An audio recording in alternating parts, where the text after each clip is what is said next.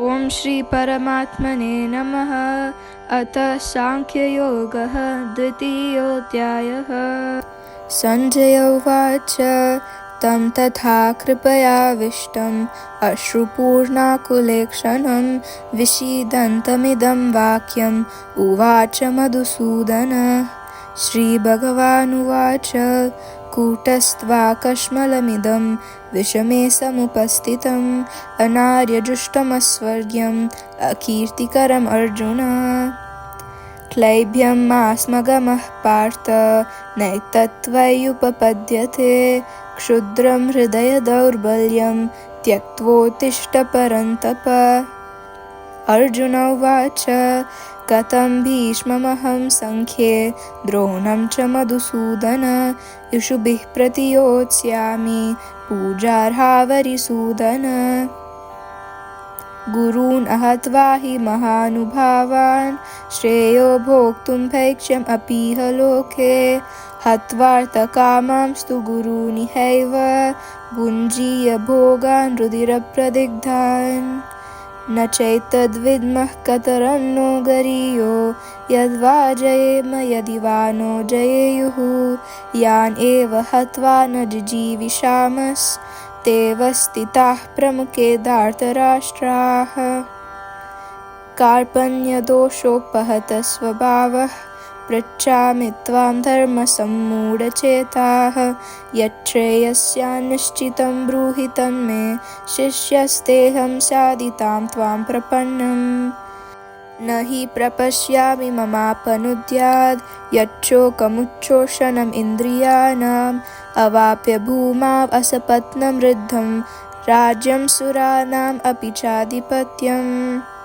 संजय उवाच एवम् उक्त्वा हृषीकेशं गुडाकेशः परन्तप न योत्स्य इति गोविन्दम् उक्त्वा तूष्णीं बभूवः। ताम् उवाच हृषीकेशः प्रहसन्निव भारत सेनयोरुभयोर्मध्ये विषीदन्तमिदं वचः। श्रीभगवानुवाच अशोच्यान् अन्वशोचस्त्वं प्रज्ञावादांश्च भाषसे गतासु न गतासूंश्च नानुशोचन्ति पण्डिताः। न त्वेवाहं जातुनाशं न त्वं नेमे जनाधिपाः न चैव न भविष्यामः सर्वे वयम् अतः परम्। देहिनोऽस्मिन् यथा देहे कौमारं यौवनं जरा तथा देहान्तरप्राप्तिर्धीरस्तत्र न मुह्यति। मात्रा स्पर्शास्तु कौन्तेय शीतोष्णसुखदुःखदाः आगमापायिनो नित्यास्तां स्थितिक्षस्व भारत।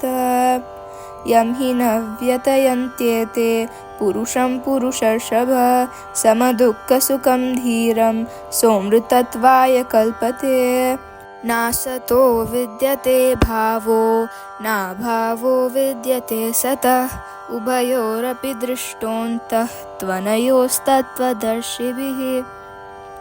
अविनाशि तु तत्विद्धि येन सर्वमिदं ततं विनाशम् अव्ययस्यास्य न कश्चित् कर्तुम् अर्हति। अन्तवन्त इमे देहा नित्यस्योक्ताः शरीरिणः अनाशिनो प्रमेयस्य तस्माद्युध्यस्व भारत। य एनं वेति हन्तारं यश्चैनं मन्यते हतम् उभौ तौ न विजानीतो नायं हन्ति न हन्यते। न जायते म्रियते वा कदाचिन् नायं भूत्वा भविता वा न भूयः अजो नित्यः शाश्वतोऽयं पुराणो न हन्यते हन्यमाने शरीरे। वेदाविनाशिनं नित्यं य एनम् अजमव्ययं कथं स पुरुषः पार्थ कं घातयति हन्तिकम्। वाशांसि जीर्णानि यथा विहाय नवानि गृह्णाति नरोपराणि तथा शरीराणि विहाय जीर्णान्यन्यानि संयाति नवानि देहि। नैनं छिन्दति शस्त्राणि नैनं दहति पावकः न चैनं क्लेदयन्त्यापो न शोष्यन्ति मारुतः अचेद्योऽयम् अदाह्योऽयम् अक्लेद्यो शोष्य एव च नित्यः सर्वगतः स्थाणुर् अचलोऽयं सनातनः अव्यक्तोऽयम् अचिन्त्योऽयम् अविकार्योऽयम् उच्यते तस्मादेवं विदित्वैनं नानुशोचितुम् अर्हसि अथ चैनं नित्यजातं नित्यं वा मन्यसे मृतं तथापि त्वम् अहाबाहो नैनं शोचितुम् अर्हसि जातस्य हि ध्रुवो मृत्युर्ध्रुवं जन्म मृतस्य च तस्माद् अपरिहार्येऽर्थे न त्वं शोचितुम् अर्हसि अव्यक्तादीनि भूतानि व्यक्तमध्यानि भारत अव्यक्तनिधनान्येव तत्र का परिदेवना आश्चर्यवत् पश्यति कश्चिदेनम् आश्चर्यवद् वदति तथैव चान्यः आश्चर्यवच्चैनम् अन्यः शृणोति श्रुत्वाप्येनं वेद न चैव कश्चित् देहि नित्यम् अवध्योऽयं देहे सर्वस्य भारत तस्मात् सर्वाणि भूतानि न त्वं शोचितुमर्हसि स्वधर्मम् अपि चावेक्ष्य न विकम्पितुम् अर्हसि धर्म्याधियुद्धात् श्रेयोऽन्यत् क्षत्रियस्य न विद्यते यदृच्छया चोपपन्नं स्वर्गद्वारम् अपावृतं सुखिनः क्षत्रियाः पार्थ लभन्ते युद्धमीदृशम् अत चेत् त्वम् इमं धर्म्यं सङ्ग्रामं न करिष्यसि ततः स्वधर्मं कीर्तिं च हित्वा पापम् अवाप्स्यसि अकीर्तिं चापि भूतानि कथयिष्यन्ति ते व्ययं सम्भावितस्य चाकीर्तिर्मरणाद् अतिरिच्यते भयाद्रणाद् उपरतं मंस्यन्ते त्वां महारथाः येषां च त्वं बहुमतो भूत्वा यास्यसि लाघवम् अवाच्य वादांश्च बहून् विदर्शयन्ति तवाहिताः निन्दन्तस्तव सामर्थ्यं ततो दुःखतरं नु किम् हतो वा प्राप्स्यसि स्वर्गं जित्वा वा भोक्ष्यसे महीं तस्मात् उत्तिष्ठ कौन्तेय युद्धाय कृतनिश्चयः सुखदुःखे समे कृत्वा लाभालाभौ जयाजयौ ततो युद्धाय युज्यस्व नैवं पापमवाप्स्यसि एषा ते विहिता साङ्ख्ये बुद्धिर्योगे त्विमां शृणु बुद्ध्या युक्तो यया पार्थ कर्मबन्धं प्रहास्यसि नेहाभिक्रमनाशोऽस्ति प्रत्यवायो न विद्यते स्वल्पम् अप्यस्य धर्मस्य त्रायते महतो भयात् व्यवसायात्मिका बुद्धिरेकेह कुरु नन्दन बहुशाखा ह्यनन्तश्च बुद्धायो व्यवसायिनां याम् इमां पुष्पितां वाचं प्रवदन्त्यविपश्चितः वेदवादरदाः पार्थ नान्यदस्तीति वादिनः कामात्मानः स्वर्गपरा जन्मकर्मफलप्रदां क्रियाविशेषबहुलां गतिं प्रति भोगैश्वर्यप्रसक्तानां तयापहृतचेतसां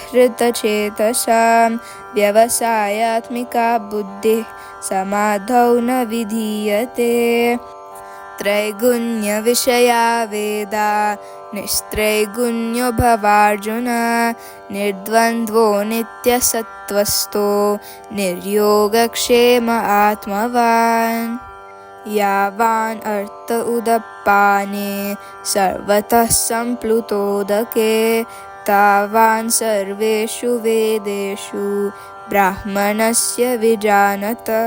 कर्मण्येवाधिकारस्ते मा फलेषु कदाचन मा कर्मफलहेतुर्भूर्मा ते सङ्गोऽस्त्वकर्मणि।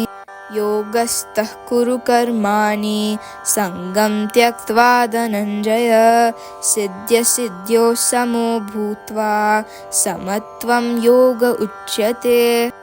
दूरेण ह्यवरं कर्म बुद्धियोगात् धनञ्जय बुद्धौ शरणम् अन्विच्छ कृपणाः फलहेतवः।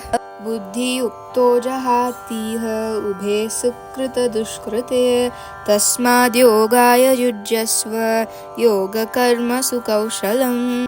कर्मजं बुद्धियुक्ता हि फलं त्यक्त्वा मनीषिणः जन्मबन्धविनिर्मुक्ताः पदं गच्छन्त्यनाम्यम्।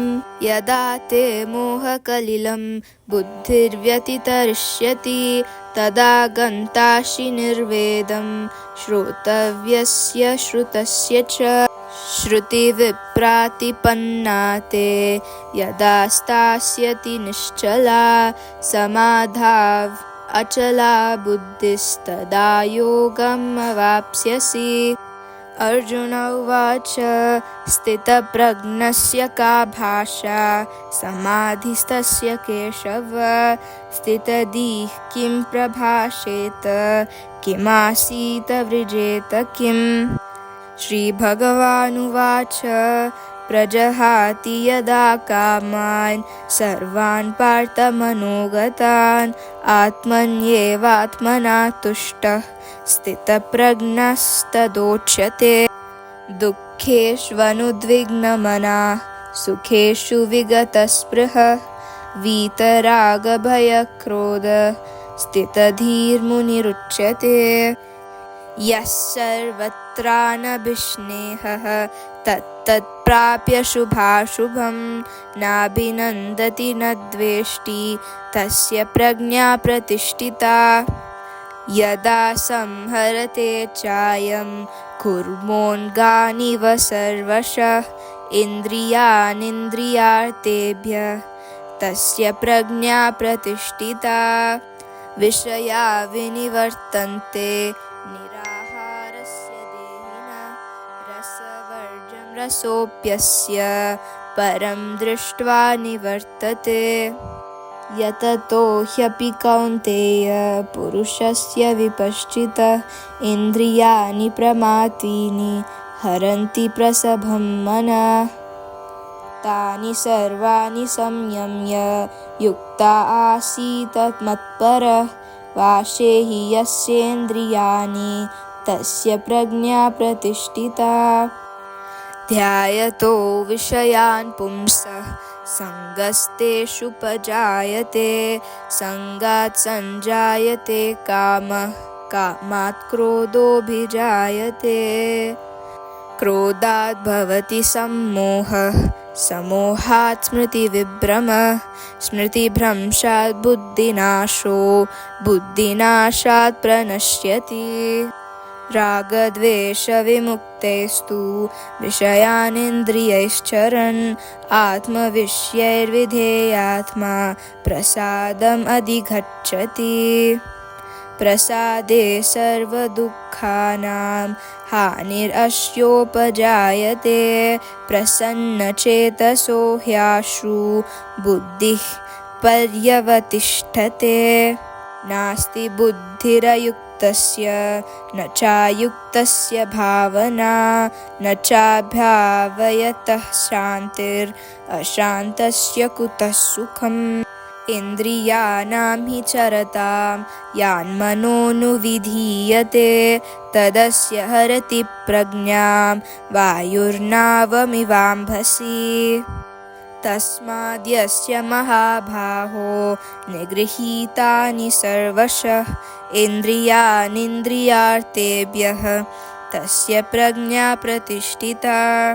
या निशा सर्वभूतानां तस्यां जागर्ति संयमी यस्यां जागृति भूतानि सा निशा पश्यतो मुनेः आपूर्यमानम् अचलप्रतिष्ठं समुद्रम् आपः प्रविशन्ति यद्वत् तद्वत् कामायं प्रविशन्ति सर्वे स शान्तिमाप्नोति न कामकामी विहाय कामान् यः सर्वान् पुमांश्चरति निःस्पृहः निर्ममो निरहङ्कारः स शान्तिम् अधिगच्छति एषा ब्राह्मी स्थितिः पार्थ नैनां प्राप्य विमुह्यति स्थित्वा स्याम् अन्तकालेऽपि ब्रह्मनिर्वाणमृच्छति। ॐ तत्सदिति श्रीमद्भगवद्गीतासु उपनिषत्सु ब्रह्मविद्यायां योगशास्त्रे श्रीकृष्णार्जुनसंवादे सांख्ययोगो नाम द्वितीयोऽध्यायः। हरे कृष्णा कृष्ण कृष्ण हरे हरे हरे राम राम राम हरे हरे। नमस्ते।